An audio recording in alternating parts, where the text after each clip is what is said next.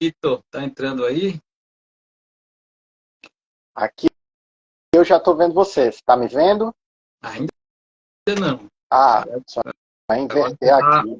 Agora sim. você tá aparecendo, man. Perfeito, meu amigo. Pois é, vamos começar, não é? Vamos nessa. Esse desafio eu prometi aqui nesse tempo que o Instagram nos dá liberdade, né? De falar tudo e mais um pouco, né? Coisas que as pessoas nunca ouviram, vamos ser sinceros hoje. Me conta aí por onde você quer começar. Vamos seguir o roteiro, né? Vamos, meu caro. Quer começar ou eu começo? Hoje eu vou deixar você começar. Hoje não tem menor problema. Até prefiro. Antes de tudo, agradecer de novo o convite, Jales. Você vem tornando minhas terças-feiras divertidas. Entendeu? E eu acho que eu quero começar por algo que até eu estou surpreso. Pensando um pouco nessa live e no que a gente ia discutir, eu fiquei curioso para fazer alguns testes na internet, 4 para ser específico, investigando se eu tinha TDAH. E cá, minha surpresa, depois de tantos anos sendo psicólogo, alguns diplomas na parede, que eu descobri através desses sites que eu tinha. Ou seja, eu queria provar uma hipótese.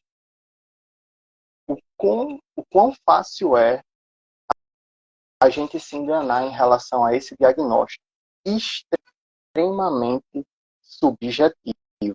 A gente tinha debatido antes e ficou muito na minha cabeça que as pesquisas elas variam um pouco, mas apontam uma média de 2,5% a 5% da população tendo TDAH, tendo esse transtorno, e eu consigo ver no consultório, sem exagero, um cada 4 pacientes que chegam em dúvida, ou mesmo até afirmando que tem TDAH. Ou seja, de 2,5 a 5 para um a cada 4, 25%, tem alguma coisa errada. Ou as pesquisas mentem, ou esse diagnóstico está correndo um pouco solto, meu caro. Anda acontecendo com você também? Exatamente, né? Acho que assim, o motivo da live é a gente chamar a atenção para que existem erros, né? Tanto de diagnósticos que confirmam o TDAH e são falsos, né? Então é o que a gente chama de falso positivo, né? O teste deu positivo, mas ele na verdade é falso, né? Senão, o teste também pode falhar, né? Como também existem muitos casos em que o teste dá negativo, ou seja, diz você não tem TDAH, e na verdade a pessoa tem TDAH.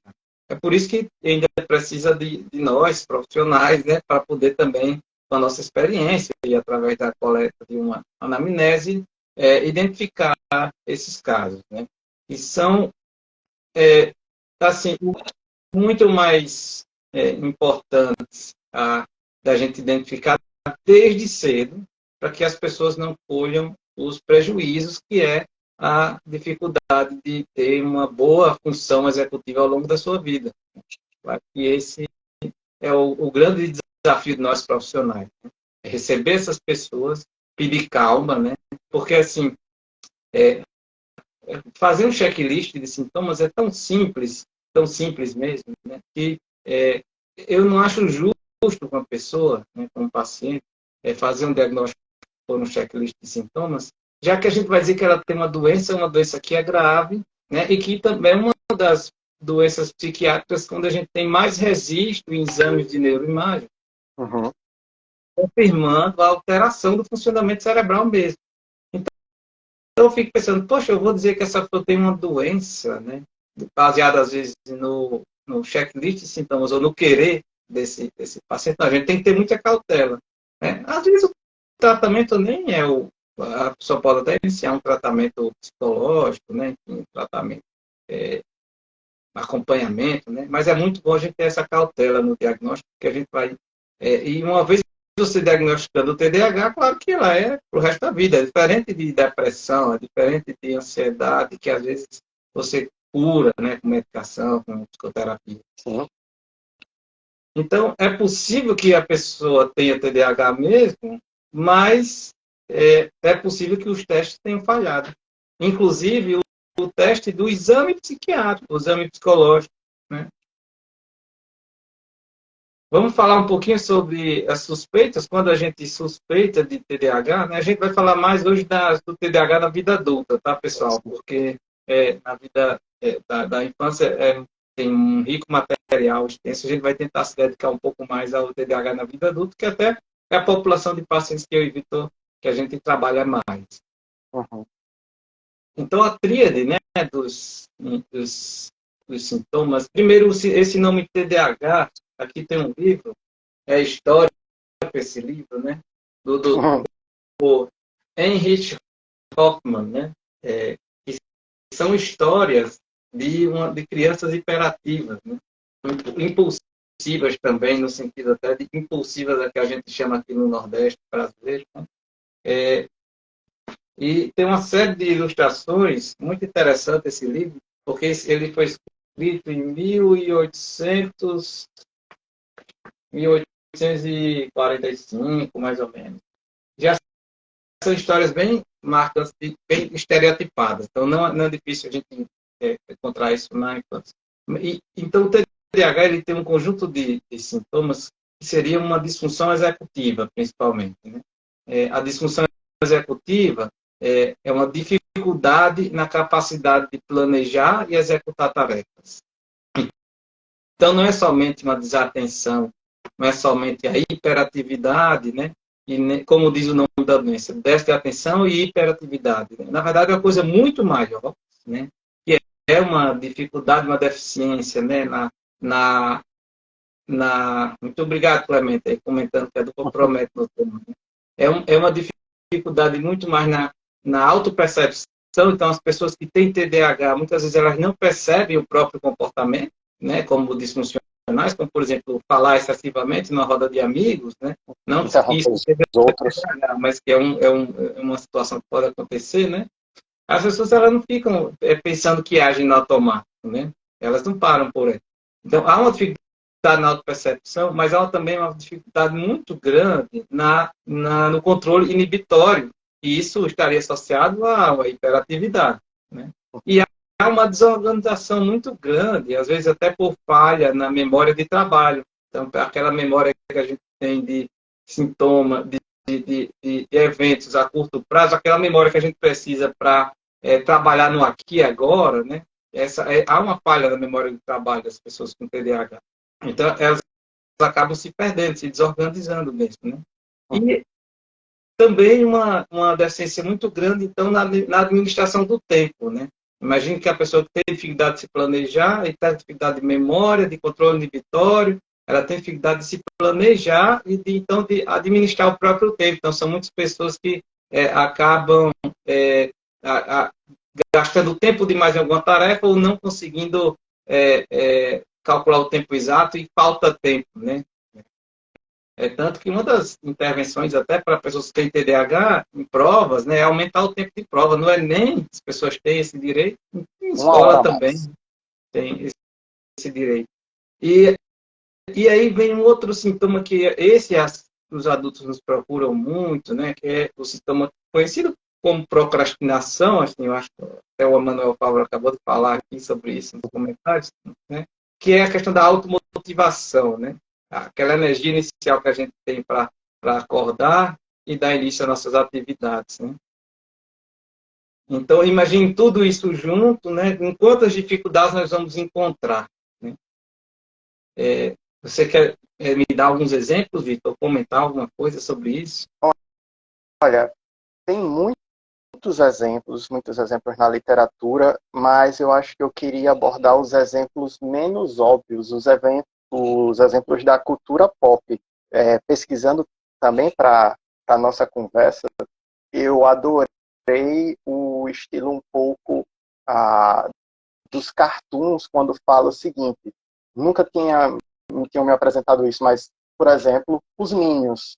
dos filmes, quando apresentam uma hiperatividade e impulsividade, o que é claramente cômico nos filmes. Algumas pessoas podem interpretar, ou talvez tenha sido até uma intenção subliminar dos autores, como uma parte do TDAH. E isso está cada vez mais na nossa cultura pop. Tem um episódio dos Simpsons, aliás, eu tenho que indicar para você, que é excelente, onde Bart, que claramente tem um longo histórico de TDAH, começa a tomar um medicamento novo para concentração, o que acaba modificando todo o comportamento dele e, ao mesmo tempo, ele fica viciado na medicação e começa a ter delírios persecutórios. Toda a comédia do episódio está aí dos Simpsons. Ou desde heróis, que hoje em dia tem muita alta, como Flash, que é interessante isso. O próprio Flash, que ele costumeiramente interrompe pessoas, é impossível. Ficou a metáfora perfeita para isso. Para quem é mais nerd e gosta muito, inclusive sendo tão impulsivo a ponto de voltar no tempo e destruir o universo da DC. Entendeu? Então, permeia todos nós esses critérios que nos chamam a atenção. São, obviamente, cartunescos, caricaturas bem exageradas, mas esses são exemplos interessantíssimos que a gente pode ver, e até lúdicos para as crianças. Ou a gente pode ir para outros exemplos. Nesse caso, eu posso citar com toda tranquilidade um familiar meu, que tem um diagnóstico já a longa data, e apresenta um critério de dificuldade imenso em controle de impulsividade. Uma surpresa minha é uma vez chegar na casa dele e encontrar 9 tablets em cima da mesa, tendo um para aprender idiomas, outro para jogar, outro para acompanhar. Obviamente, desnecessário, e nessa época não tinha feito o tratamento psicológico e psiquiátrico. Eu fiquei feliz de chegar na casa dele e só ter 2 tablets agora, sabe? Eu achei mais controlado, eu achei mais positivo para ele. Mas os exemplos permeiam, mas sempre devemos levar em consideração não só o checklist de sintomas, buscar os profissionais e iniciar uma investigação intensa, uma anamnese intensa. Então, eu acho que são esses exemplos que mais me chamam a atenção, trazendo da cultura pop. E os seus exemplos, no caso? Tem algum em mente? Olha, eu posso dar um exemplo até de uma situação que aconteceu hoje, né, no meu consultório, que uma paciente que eu já vinha tentando que ela fizesse pelo menos uma avaliação neuropsicológica, a gente vai falar sobre a importância dessa avaliação aqui, né, e ela não estava, nunca fazia, porque ela era muito inteligente, né, e ela fazia um curso universitário aí na UFRN, muito inteligente, e os pais têm boa condição, ela só estudava mesmo até que terminou o curso, e a primeira coisa que ela fez foi buscar um mestrado, né? Então, ela esbarrou agora na dificuldade de fazer o mestrado, porque é exatamente o momento em que a inteligência, às vezes, não é suficiente, né? Porque você, no mestrado, você não vai fazer só provas, né? Você vai também ter que produzir, além de pesquisar, né, se organizar, você vai ter que produzir um conteúdo, registrar isso num papel, né? Fazer a sua tese, a famosa tese. Né? E aí ela não conseguiu. Ela foi fazer esse mestrado fora do Brasil, e veio no Brasil praticamente para fazer a consulta, para pegar as receitas, né, os remédios que ela fazia tudo mais, e hoje, olha, tá vendo, tanto tempo que eu estava insistindo para você fazer uma avaliação, mas agora a gente vai começar o tratamento, né, dessa condição, porque, enfim, como é que você vai terminar esse mestrado? Ela já estava se mudando de um país para outro, né, para poder fazer uma outra parte do mestrado, país de língua completamente diferente, né? E o TDAH tem lá suas dificuldades também com a linguagem, né? Porque para você aprender línguas, ter linguagem, isso tem a ver com principalmente essa questão da memória de trabalho, né? Dificulta a linguagem. um dos sintomas que os pacientes podem relatar no TDAH é exatamente a dificuldade em encontrar palavras certas para falar as coisas, né, que elas querem realmente falar. Então, esse é um exemplo assim, de como, às vezes, o diagnóstico tardio, e eu fico imaginando o quanto que essa doença não tratada desde a infância, né, modelou o comportamento dela e quanto de problemas essa pessoa tem uma série de dificuldades de socialização, né, de automotivação, ela acorda tarde, já acorda sem vontade de fazer as coisas, perguntar deprimida? Não está deprimida. Essa questão da energia inicial, essa energia de ativação, né? Para dar automotivação, né? Então, muitas vezes é isso que os pacientes procrastinam tanto, né? Eu estou trazendo esse exemplo até para falar que o Paulo Matos, né, que é um psiquiatra lá do Rio de Janeiro, uma das maiores autoridades de TDAH aqui no país, tá? Ele fez um estudo com universitários, né? Esse é um exemplo bem interessante, que esses universitários eram do curso de medicina, e ele chamou, entrevistou, aplicou uma escala dessas, né, o ASRS 18, por exemplo, e quem respondeu positivo para TDAH e quem não respondeu passou por uma nova anamnese com psiquiatras treinados, e eles conseguiram definir dois grupos, né, o que realmente tinha TDAH, o que não tinha, e colocaram na máquina de ressonância magnética funcional e colocaram uma tarefa muito simples, que era assim, ó, toda vez que você viu uma imagem de dinheiro passando, você vai ter uma recompensa de R$ 3 por cada, né? Só que assim, eles passavam a imagem antes, ou de um losango, ou de um quadrado, então o dinheiro vinha associado mais ao quadrado, ao losango do que ao quadrado. Uhum. Então, quem tinha, quem não tinha TDAH, né, quando aprende, né, ao decorrer do teste, aprende que o quadrado, né, isso significa que vai vir uma recompensa, então já tem o que se chama de uma recompensa antecipatória, né, prazer antecipatório, né, sabendo que o dinheiro vai chegar, né, e muitas vezes quando vem a imagem do dinheiro, a figura do dinheiro, a ressonância não detecta uma ativação da região do prazer, né, no cérebro. Ao contrário dos pacientes que tinham TDAH. Eles têm uma dificuldade, primeiro, de aprender os estímulos, né, os reforçadores positivos, né, e negativos, diferenciar, para saber quando vai vir o estímulo. Eles, na verdade, só tinham prazer quando aparecia a imagem do dinheiro. Isso, em outro artigo, em outra pesquisa, né, que fizeram aí, já foi com Hassen, foi com Mano, mas uma coisa muito semelhante, mas mostrando também que na hora que você tira a recompensa, muitos dos ratinhos acabavam ainda esperando que aquilo fosse acontecer. Ele não teve tanta dificuldade para identificar os reforçadores positivos, né, quanto também de desfazer dessa programação. E isso tem muito a ver com impulsividade, né? Eu estava falando assim, imagine que vai chegar o fim do mês, e de mês é época de receber salário, então as pessoas acabam tendo ansiedade antecipatória, mas quem tem TDAH só tem um prazer quando vai lá e compra, né? E compra na impulsividade, porque se ele só tem prazer com isso. Então, foram esses dois exemplos, né, que eu lembrei de trazer hoje nessa live, porque essa questão da impulsividade foi muito bem descrita com um teste famoso, com as criancinhas que você dizia, tá aqui um marshmallow, se você não comer ele agora, daqui a tanto tempo, você vai receber 5, né? E eles conseguiram diferenciar muito bem essa questão da impulsividade, né, das crianças que tinham TDAH, que não conseguem aguardar para receber uma recompensa maior no futuro. E aí já puxa o gancho, né, para os compulseiros, né? Como deve ser difícil você ser um compulseiro e ter TDAH ao mesmo tempo, porque a recompensa para um compulseiro é a longo prazo, né?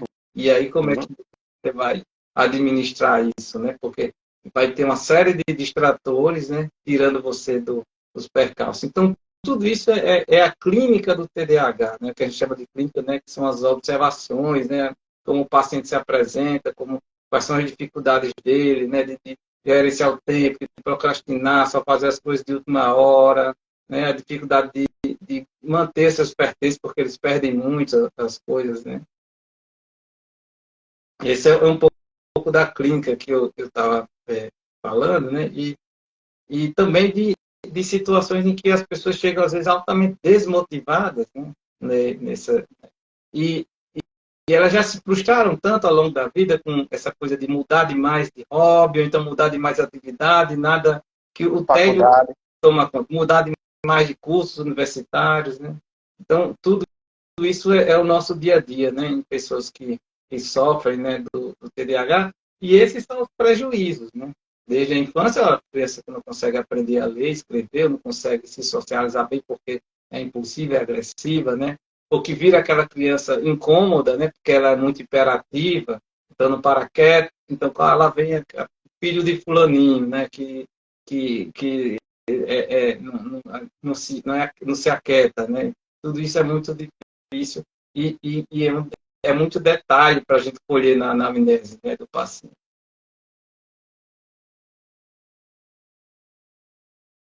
Como é que é a sua experiência com isso, Vitor? Eu acho que eu falei demais, depois deixei De você até forma sem palavras. que é isso, meu caro. O que me veio à cabeça enquanto você falava, que veio da troca de cursos, os concurseiros, as dificuldades, é que existe nos adultos, a gente está falando mais nos adultos, mas já começa a se desenvolver desde a infância, profundas crenças de desvalor em pessoas que têm o diagnóstico de déficit de atenção e hiperatividade. Porque começam a escutar também, desde novo, os pais muitas vezes não compreendem, acham que o filho é preguiçoso, como você falou da dificuldade de levantar da cama pela manhã, a dificuldade de iniciar ou manter tarefas. Os colegas podem taxar como não inteligente, não até burro, né? Podemos ser mais claros. E aí as notas vão se desenvolvendo, ele vai se sentindo cada vez mais à parte, obviamente se não for tratado. E isso às vezes talvez seja o termo equivocado, frequentemente é o termo certo, gera crenças de desvalor, transformando-se em adultos que se sentem insuficientes, transformando-se em adultos com comorbidade de ansiedade ou transtorno de humor depressivo. Então, por isso a importância do diagnóstico desde cedo e do tratamento psicológico acompanhado do tratamento psiquiátrico para que essas crenças não se cristalizem. Porque, você sabe muito bem, meu caro, diagnóstico tardio, crenças já cristalizadas, o tratamento acontece, mas é mais lento, é mais trabalhoso, e nós mesmo acabamos de falar que o TDAH tem essa dificuldade, o reforço positivo não chega da mesma maneira, então é mais trabalhoso ainda. Então, me lembro muito de crenças de desvalor. Sou burro, sou insuficiente, sou desinteressante, sou diferente, e essas crenças podem guiar, infelizmente, essas crenças disfuncionais podem guiar uma vida toda. Até porque, assim, isso, nós vamos encontrar aí o que você está chamando de comorbidade, na verdade, para quem não sabe o que é isso, são doenças que acontecem combinadas, né, assim, Uhum. juntos. Por exemplo, é muito comum a gente atender, na verdade, um paciente com ansiedade que no fundo, ele tem TDAH de base, né?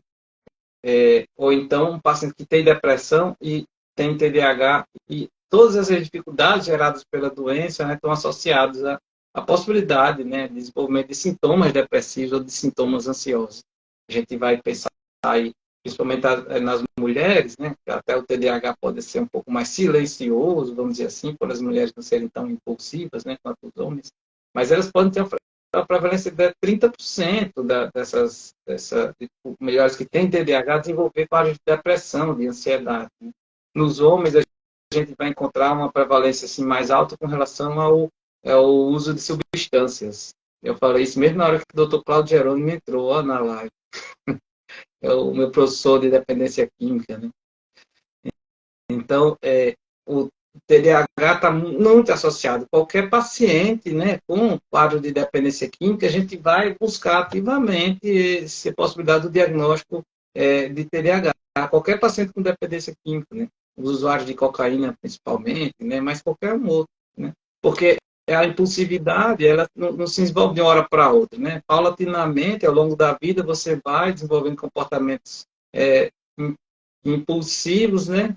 E aí, quando você está na adolescência, o mais comum é você não segurar, porque por que que alguns jovens se seguram e não usam drogas e outros usam, né? O que é que esses que se seguram têm, o que é que os que usam têm de diferente dos que não usam, né? Só o ambiente, né? Só o contexto cultural, né?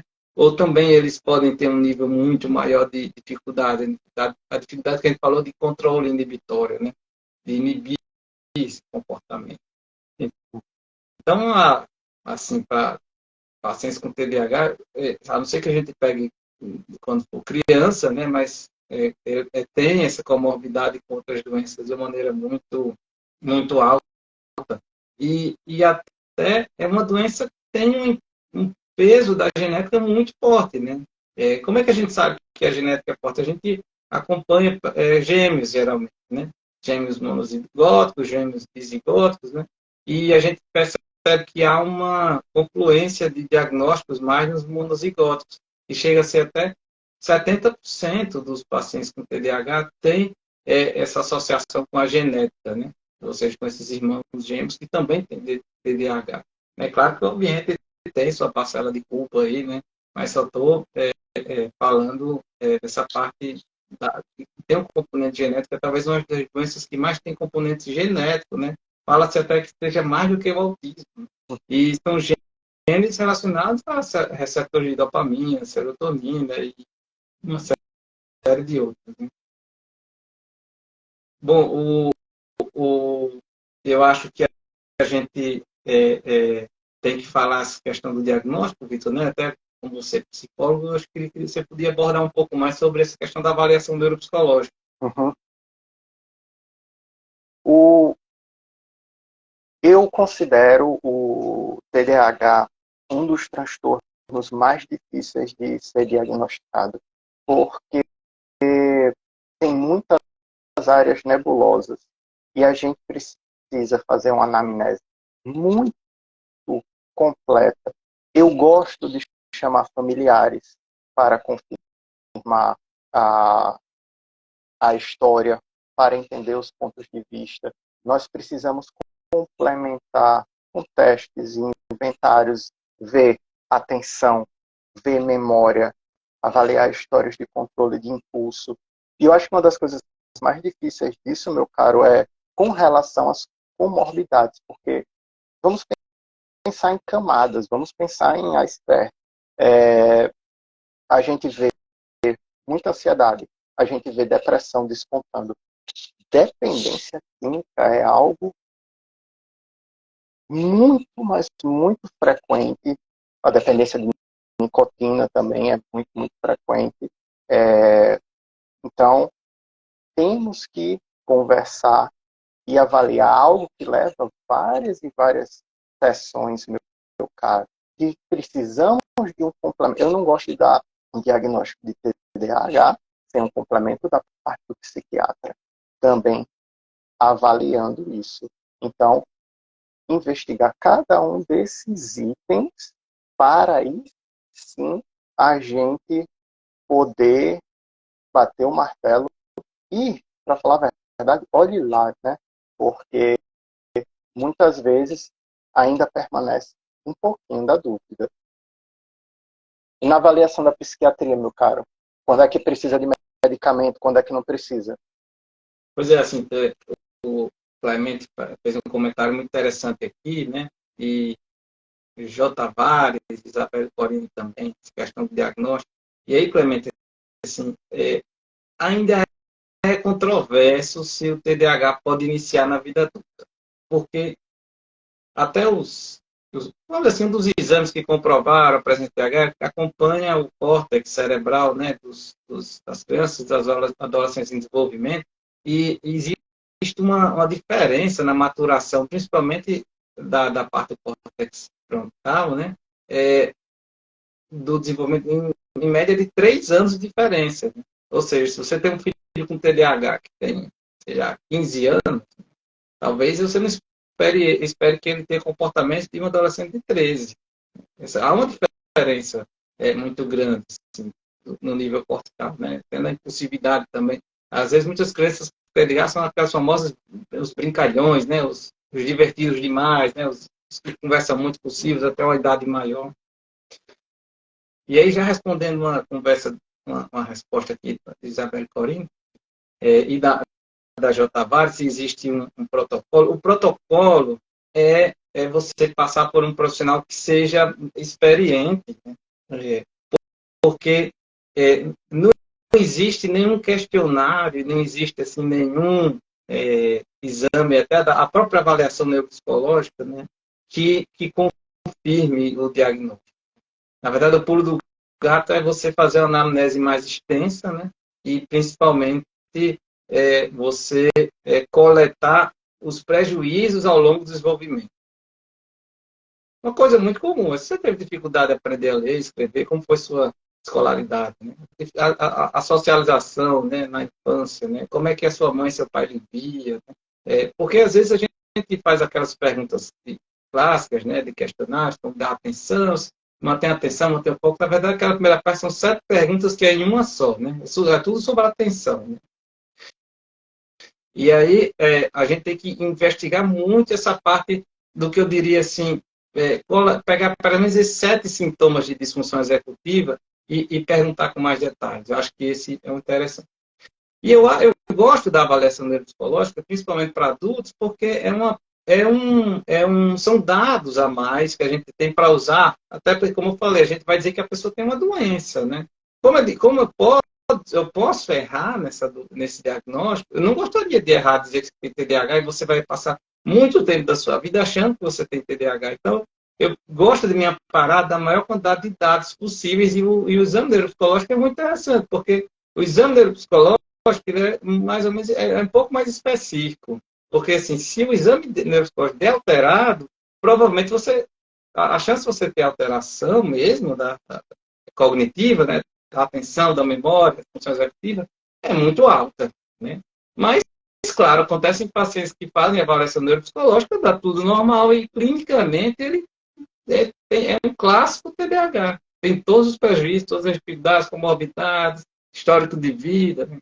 Então, assim, o diagnóstico formal, eu acho que no Brasil, talvez, eu acho que por lei, o psiquiatra é quem faz, né? Assim, quem resiste, tudo. Mas claro que os psicólogos bem estudados, treinados, eles também têm essa habilidade. Essa habilidade não é só do psiquiatra, às vezes é do psiquiatra que você precisa descartar outras doenças, como, por exemplo, é muito comum também você ter uma criança que tem dislexia e a gente confunde com o TDAH, porque ela não vai ter interesse por estudar, porque estudar é difícil para ela. Né? São doenças do neurodesenvolvimento de uma maneira geral. Né? Então, nos Estados Unidos, especificamente, assim, um pouco nós entrar na parte dos remédios, né? O FDA, que é o órgão semelhante à Anvisa no Brasil, né? Ele aprovou o NEPA, né? Que é um exame, né? Que avalia, né? É um eletroencefalograma quantitativo e qualitativo, né? Para avaliar, porque assim, alguns pacientes com TDAH têm ondas que chamam-se teta maior do que a frequência das delta, e aí eles conseguiram chegar numa sensibilidade e especificidade legal do exame, tudo, né? Mas na prática isso não chegou, não foi comercializado, no Brasil a gente também não usa esse exame, né? Então, os outros exames que existem, eles não são tão específicos e sensíveis mais do que um exame clínico. Então, como eu falei, eu acho que o interessante é você ser examinado por alguém que atende bastante casos de TDAH, né? E que vai ter mais habilidade de detectar, né? Como eu falo, eu sou psiquiatra mais de adulto, então às vezes chega criança com autismo, se for um autismo típico, eu sei diagnosticar, né? Não preciso, não é uma coisa difícil. Mas se é um diagnóstico mais difícil, né? É muito importante que uma pessoa que examine muitas pessoas naquela condição, né? Que faça o exame desse paciente, né? E aí a gente vai falar de tratamento, né? De uma forma geral, né? Existe o tratamento farmacológico, que é o tratamento mais simples, né? Eu digo também aos pacientes isso, olha, a parte mais simples do seu tratamento é comigo, que é passar o remédio, né? E o remédio padrão ouro, né, para o tratamento de TDAH, são os estimulantes. Nos Estados Unidos, a gente tem uma diversidade de estimulantes muito maior do que no Brasil, mas muito maior, né? E eu acho que essa é a grande falha, que aqui no Brasil a gente só tem praticamente dois estimulantes para tratamento de TDAH, que é o lisdexamfetamina, que é o famoso Venvance, né? Ou o Juneg também, e temos o metilfenidato, que é a famosa Ritalina, mas também o Concerta e agora o Ragione, né? Todos eles são metilfenidato. Só diferenciam na forma de administração dessas medicações, né? A gente tem outros remédios que não são estimulantes, que essa é uma grande novidade que eu quero falar para vocês, que já foi lançado no Brasil, já está registrado na Anvisa, o Atenta, né? Acho que é esse mesmo nome, Atenta, que é a atomoxetina. Então, esse remédio, ele é muito importante para os pacientes que não se dão bem ou não podem usar o estimulante. Obrigado, Fábio Emílio. Você entrou aí, estou vendo. Então, o atomoxetina, ele é um inibidor da recaptação de um neurotransmissor chamado noradrenalina, né? E, por tabela, acaba aumentando a liberação de dopamina no córtex frontal, né? Pré-frontal, na verdade. E, ao contrário do estimulante mais anfetamínico, como o Venvance, né? Que aumenta mais a quantidade de noradrenalina, né? No córtex pré-frontal e não de dopamina, que no TDAH é interessante que a gente tenha os dois, né? Muito bem, Isabel, fico feliz. A atomoxetina, ele não é um estimulante, então a gente pode usar em pessoas que têm problema cardíaco, ele vai muito bem para pacientes que têm ansiedade, porque ele também trata muito bem a ansiedade, né? Apesar dele ser usado mais em adultos, mas nos Estados Unidos, isso, os pacientes de crianças e adolescentes já usam, e até é muito mais fácil a gente usar de longo prazo. E o melhor de tudo, eu acho, que assim, não tem um risco de abuso, de uso abusivo, que nós, como psiquiatras, estamos passando um nosso pouco aí com essa questão do Venvance, porque a gente está até sem saber para que a gente passa ou não passa, porque, inclusive, muitos pacientes chegam na primeira consulta, já, eu digo, tá, que estão salivando, né, pela medicação. E a gente não pode, tem que ter muita cautela, você dá praticamente cocaína para as pessoas, né? O efeito do Venvance é muito semelhante, pelo menos o efeito no neurônio é igual ao de cocaína, só muda a questão da dosagem, da forma de apresentação, tudo, né? Então, eu acho que a atomoxetina, que eu vi sobre esse nome Atenta, né, que é do laboratório chamado Apsen, ele pode nos ajudar bastante nessa questão dos pacientes que são mais ávidos, né, assim, por estimulantes, né? Então, eu assim, qual desses remédios você prefere, Jarvis, assim? De rotina, eu acho que o metilfenidato vai melhor porque tem um efeito bom e o risco de abuso e de dependência física é muito menor. O Venvance tem uma dependência física absurda, né? Assim, tem pacientes que acabam desenvolvendo tolerância ao remédio, se para um dia, fica um dia na cama, é muito difícil você administrar o Venvance. Claro que quando é necessário, né? Agora, o poder do Venvance é maior do que o do metilfenidato. Então, na verdade, a gente fica fazendo um intercâmbio. Se você se dá bem com um, se não se dá bem, muda, né, para o outro. Mas a gente vai sempre preferir os estimulantes e principalmente os que têm de ação prolongada. Claro que depende. Por exemplo, se é um paciente que pela manhã só dorme, só estuda à tarde, ele pode usar o remédio só à tarde, a gente vai ter que usar um de ação mais curta, porque não vai entrar no período da noite e ocasionar insônia, né, nesse período. Então, fora lisdexafetamina, metilfenidato, que no Brasil a gente tem também, vai ter essa tamoxetina, né? E a gente pode usar, né, mas de maneira que sem muito observar um efeito muito grande, a bupropiona, né? A venlafaxina e os tricíclicos, né? Obrigado, Fátima, por estar participando aí, Fátima, nutricionista, trabalhei com ela lá no Severino Lopes, né?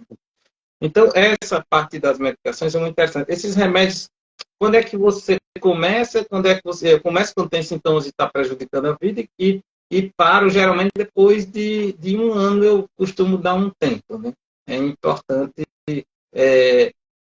parar depois de um ano, porque até a família já sabe como o paciente se comporta, você já conhece seus sintomas, já conhece seu padrão de comportamento, você já passou por um processo de psicoterapia, e aí eu acho que Vitor vai falar mais sobre isso agora, né?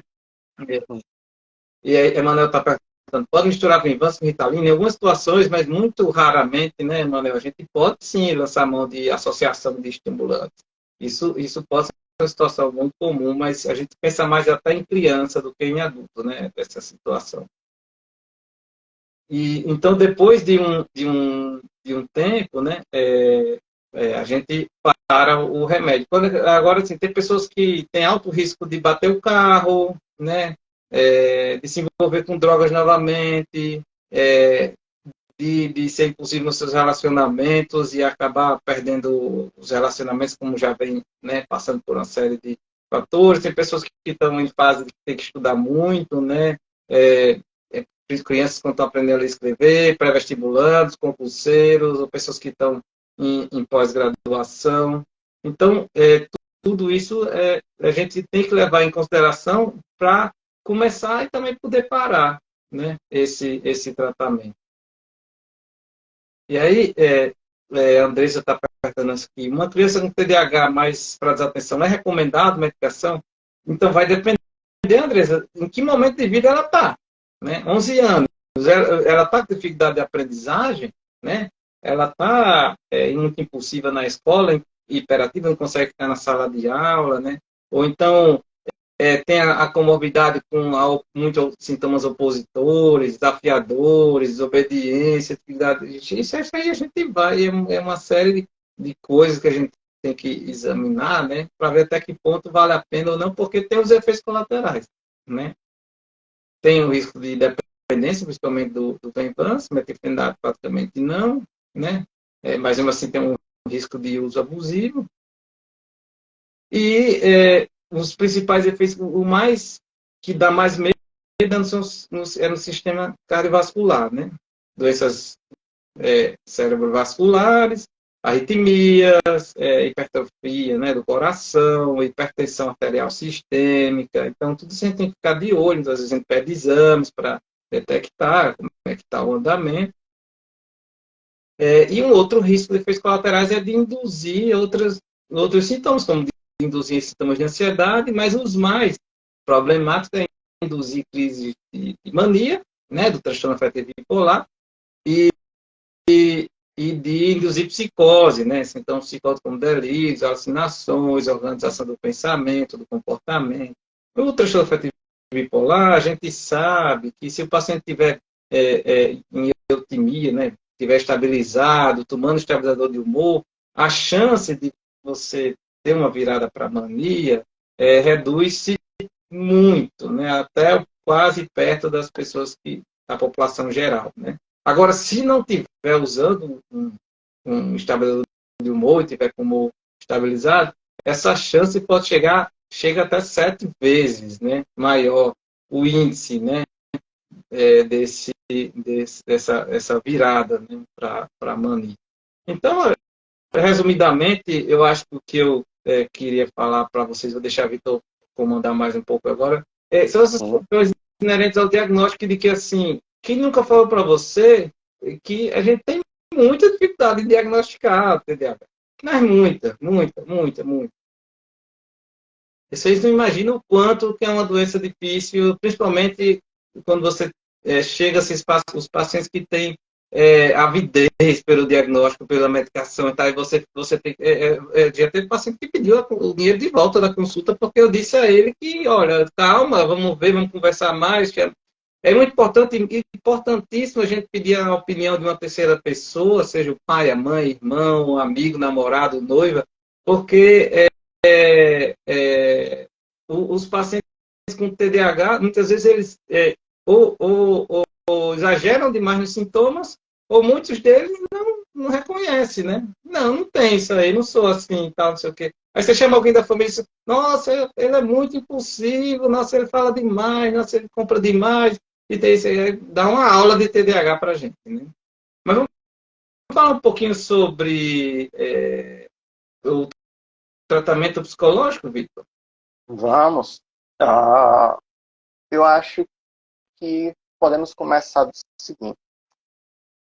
Eu gosto, ou a maioria dos psicólogos cognitivos, pelo menos, gostam de iniciar, pós confirmado o diagnóstico, investigar qual área, em que áreas tem o maior prejuízo, fazer um mapeamento, porque, apesar de ser TDAH, pode ser expresso de forma diferente, dependendo da pessoa, do perfil, de outras comorbidades, ou mesmo do ambiente. Então, a gente pode ver gente com TDAH, muitas vezes, com problemas de relacionamento.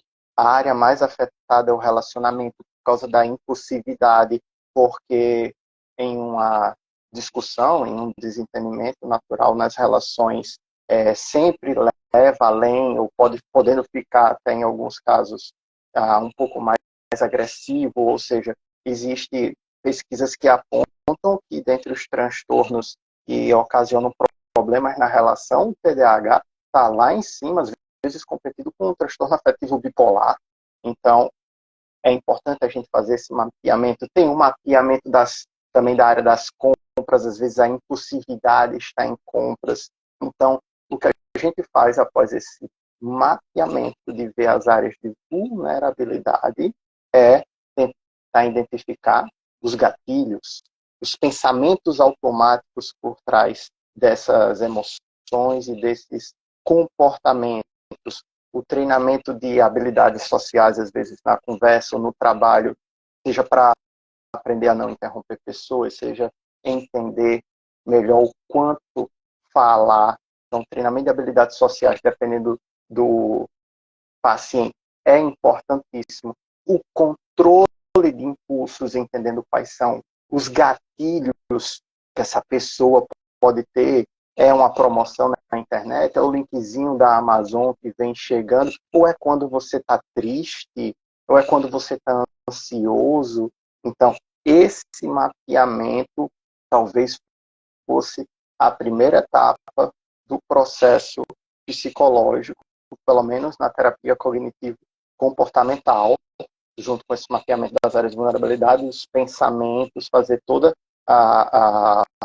o processo de registro de pensamentos automáticos e trabalhando cada área específica. Sempre muito difícil, meu caro, por causa como a gente já vem relatando desde o início da live, a resistência ao reforço positivo, a perspectiva futura que é prejudicada no próprio transtorno. Então, é um tratamento complexo. A gente começaria por aí.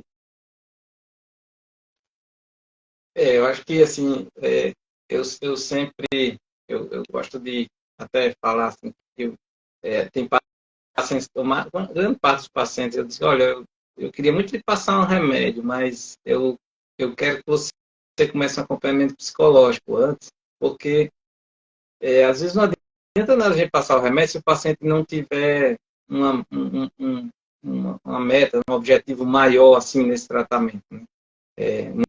Muitos pacientes a gente prescreve estimulante e o paciente usa o efeito do estimulante para outras coisas, mas para estudar não, né? Para pesquisar coisas na internet que ele gosta de pesquisar e tal. Então, qual é o objetivo do tratamento? A gente tem que estabelecer desde o início com o paciente quais são as metas. E aí é muito difícil, né? Uma pessoa que que foi modelada desde a infância, né, para tratar essa condição, ele começar a reconhecer onde são os comportamentos que ele tem. Então, isso vai depender de, semanalmente, você está diante de um psicólogo que vai estar ali supervisionando, né? O tratamento do TDAH eu encaro assim, meio como uma supervisão também, né? E como é que anda a sua rotina, né? Do seu dia a dia. Porque senão você foge completamente e daqui a pouco passa-se esses 6 meses, um ano de tratamento e você não teve uma mudança de comportamento efetiva, né? Não teve. Então, antes de tudo, isso que se chama de psicoeducação, nada mais é do que uma orientação, né, uma discussão sobre os próprios comportamentos e tal, né? Até porque, né, Isabelle Corinha comentou, né, que a gente que é psiquiatra pensa em tratar primeiro a ansiedade e depois ver o que resta. Porque essa confusão que existe, às vezes a pessoa tem TDAH, mas o TDAH é subclínico, ele não traz prejuízo na vida, passou, estudou bem, nunca reprovou, está na faculdade e tal, não sei o quê. Mas se ela começa a ter um transtorno de ansiedade, aí desestabiliza as funções executivas, aquilo que a gente falou, né, de controle inibitório, automotivação, autorregulação emocional, né? Porque essa é uma das queixas muito frequentes do paciente. Então, às vezes a gente tem que tratar primeiro a ansiedade para ver se o déficit de atenção, né, a dificuldade de atenção, se sustenta ou se ela fica bem, né, ou se remite. E nós temos alguns antidepressivos que têm um perfil melhor para tratar a ansiedade, com déficit de atenção, né, embora isso possa ser um pouco controverso, mas então vejam que é tudo uma combinação, né? No adulto, você tem que ter primeiro um diagnóstico bem feito, e aí, assim, se você tem TDAH, se torne seu próprio advogado. Lute para que você receba o melhor tratamento e tenha direito a tudo que você precisa para vencer o problema, né? Eu acho que hoje, nos editais dos concursos desses nível superior e tal, não tem ainda um tempo a mais de prova como no Enem. Eu acho que não. Mas era necessário também, era necessário. Lute para que você tenha acesso ao melhor medicamento, lute para que você tenha acesso ao melhor tratamento psicológico, né? Alguém falou aqui em neurofeedback, eu não estou muito por dentro do tratamento com neurofeedback, assim, para dizer para vocês qual é a eficácia do tratamento, mas vejo que já é usado nos guidelines, já se fala no tratamento com neurofeedback, sim, né? Então, bom, não sei se o nosso tempo está chegando ao fim, Vitor, mas eu acho que a gente falou bastante aí sobre tudo isso que a gente vê no nosso dia a dia, né? Então, não sei se você quer falar mais alguma coisa para finalizar. Apenas reforçar o que a gente já falou, para a gente tomar muito cuidado com o autodiagnóstico ou com a pressa do diagnóstico e que procure profissionais que vocês confiem, avaliem e estudem junto com os profissionais. É um trabalho colaborativo, entendeu? Não vamos ter pressa já para ter a medicação. Vamos passo a passo, porque apesar de ser um transtorno e se for confirmado fica com você ao longo da vida, muito longe de, se você fizer o tratamento correto, de atrapalhar a sua vida a ponto de ter apenas insucessos, apenas dificuldades. Eu gosto de pensar que o TDAH, uma pessoa com TDAH pode chegar tão longe quanto qualquer outra pessoa, com tratamento, sem problema nenhum. Sem tratamento, ela até pode, mas com pesos nas pernas e nos braços, o que vai exigir muito mais esforço, com muito mais dificuldade. Então, é importantíssimo o diagnóstico certo, o tratamento adequado, o esforço de todos os envolvidos. Então, eu acho que é uma mensagem de esperança. Felizmente nós temos esse tratamento, felizmente nós temos muito que pode ser feito. E assim, embora não seja tão interessante falar disso do que eu vou falar agora, mas existem algumas, como se fosse, já responder essa pergunta, TDAH como autismo tem níveis, né? Acho que a gente pode avaliar em termos de gravidades, né? Moderada, grave, o quanto está lhe prejudicando, né? Mas não existe essa classificação formal. A classificação formal, se você tem TDAH, predominantemente desatento, predominantemente hiperativo ou comorbidade, né? E a Teresa Pires também perguntou sobre a questão do TDAH e autismo, né? Eu acho, assim, minha opinião, é que quando você tem uma doença como autismo, né, várias funções mentais estão prejudicadas. Você pode usar um estimulante numa criança que tem autismo, né? Pode, claro, porque vai melhorar a atenção, pode melhorar a hiperatividade, os sintomas de TDAH, mas eu ainda sou da época que a gente tem que dizer assim que se existe uma doença que justifique os sintomas, a gente vai acreditar mais nessa doença que justifica os sintomas como um todo, né? Do que separar, né? E aí tem os sintomas que são os efeitos, vamos dizer assim, positivos do TDAH. Então, como os pacientes com TDAH têm muito foco, né? Assim, tem muita garra, né? Gana. Quando eles querem fazer uma coisa, muitas vezes eles fazem muito bem feito. Porque o prazer que eles têm em fazer aquilo é tão grande, né, que faz eles ficarem imersos, e às vezes chamam-se isso de hiperfoco, né? Que eles constroem um mundo aí, né?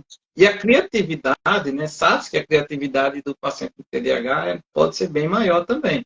Embora o resultado do QI, né, da inteligência mesmo, em paciente que tem TDAH, ele tenda a ser menor do que os pacientes que não têm TDAH, né?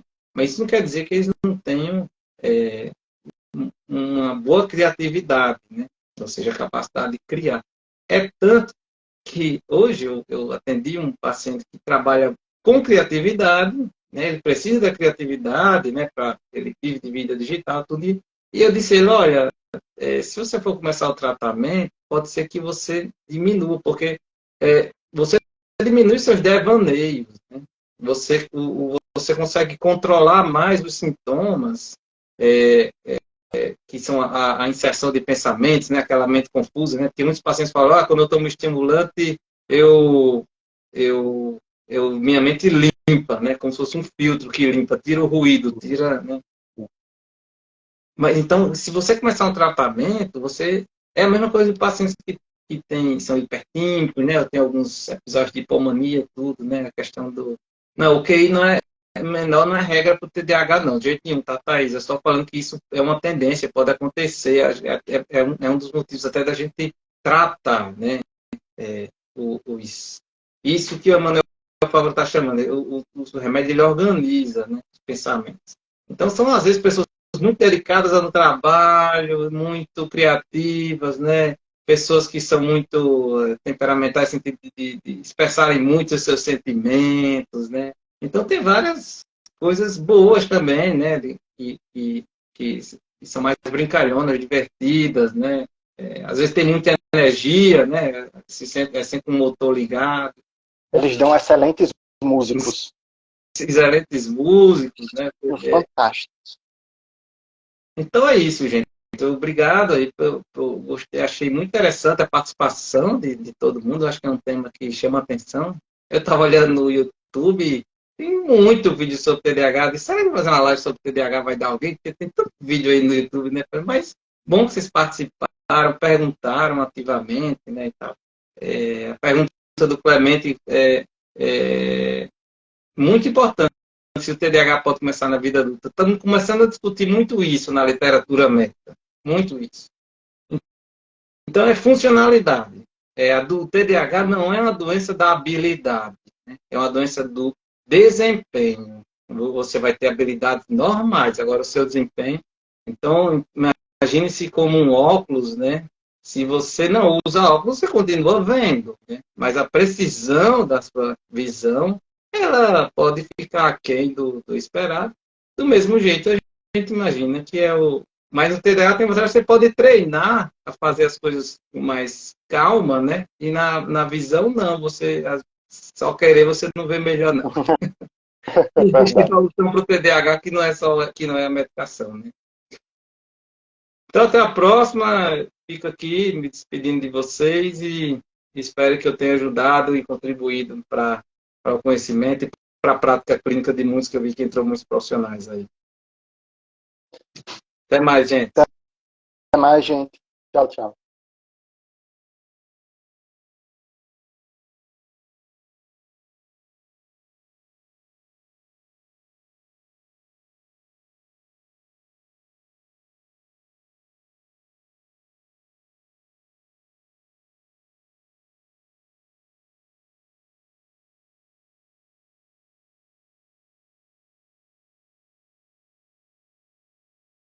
Mas, Sodré, você entrou no final, rapaz.